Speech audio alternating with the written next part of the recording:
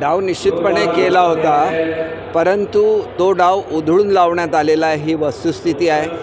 आणि तुम्ही कितीही खोटं करण्याचा प्रयत्न केला तरी शेवटी सत्य हे सत्य असतं।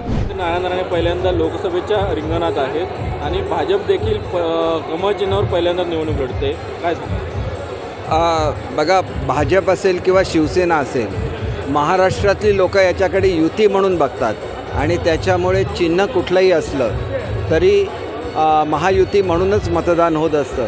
त्याच्यामुळे जास्तीत जास्त मतं ही नारायण राणे साहेबांना मिळतील आणि नारायण राणे साहेब लाखो मतांच्या फरकाने या ठिकाणी विजयी होतील। प्रतिसाद कसा मिळेल या सभेला? या सभेला प्रतिसाद अतिशय चांगला आहे। आपण बघितलं की लांब गाड्या पार्क करून या ठिकाणी यायला लागतं, त्याच्यामुळे थोड्याच वेळामध्ये हे जे भव्य असं या ठिकाणी सभागृह उभारलेलं आहे, पेंडॉल उभारलेला आहे, थोड्याच वेळामध्ये फुल होईल। उपमुख्यमंत्री देवेंद्र फडणवीस सभेला संबोधित करणार आहेत, कशा पद्धतीचं विकासाचं विजन वगैरे काय असेल?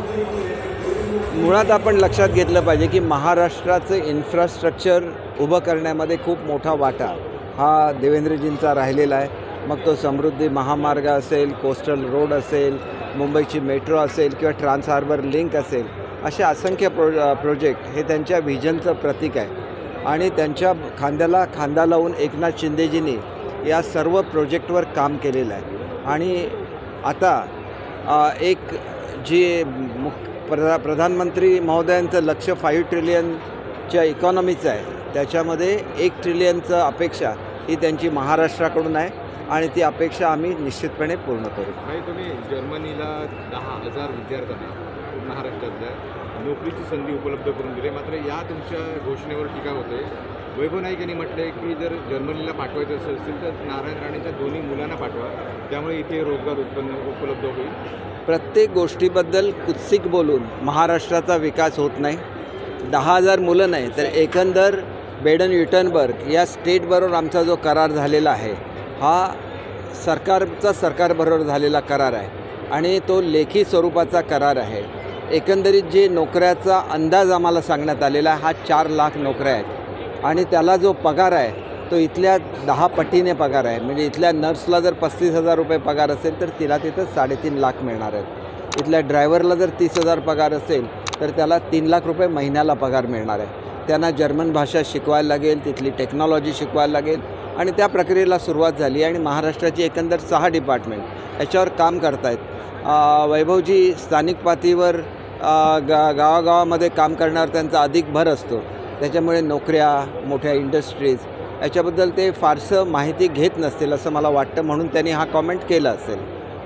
भाई, लोकसभा निवडणुकीच्या सर्व निवडणुका ह्या EVM मशीनवर होणार, बॅलेट पेपरवरच्या सर्व याचिका सुप्रीम कोर्टाने फेटाळलेल्या आहेत। हे एका अर्थाने विरोधक जी टीका करतात त्याला हे चोख उत्तर आहे। दुसरी गोष्ट, आत्ता येता मी यूट्यूबवर वाचलं की ज्या पद्धतीने आदित्य ठाकरेंनी कॉमेंट केलेलं आहे मुख्यमंत्री महोदयांनी, खोटं उत्कृष्ट कसं बोलावं याचा जिवंत नमुना हे आदित्य ठाकरे आहेत। आणि गोबेल्सची एक नीती असते, 10 वेळा खोटं बोला, 100 वेळा खोटं बोला, मग ते जनतेला खरं वाटायला लागेल।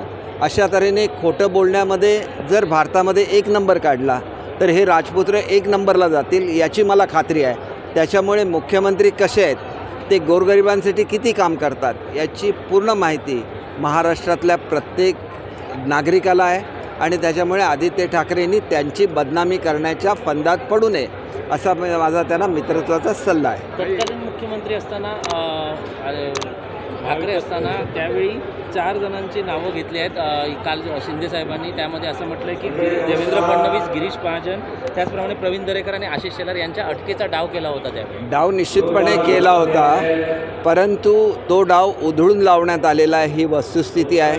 आणि तुम्ही कितीही खोटं करण्याचा प्रयत्न केला तरी शेवटी सत्य हे सत्य असतं आणि त्याच्यामुळे ज्यांनी हा डाव केला होता त्या वकिलाच्या केबिनमधलंच या ठिकाणी बोलणं हे व्हायरल झालेलं आहे आणि महाराष्ट्राच्या जनतेने ते बघितलेलं आहे। आणि त्याच्यामुळे मला असं वाटतं की सातत्याने खोटं बोलत राहायचं हे कुठेतरी बंद झालं पाहिजे। दुसऱ्याचा बळी घेण्याचा हा प्रकार बंद झाला पाहिजे।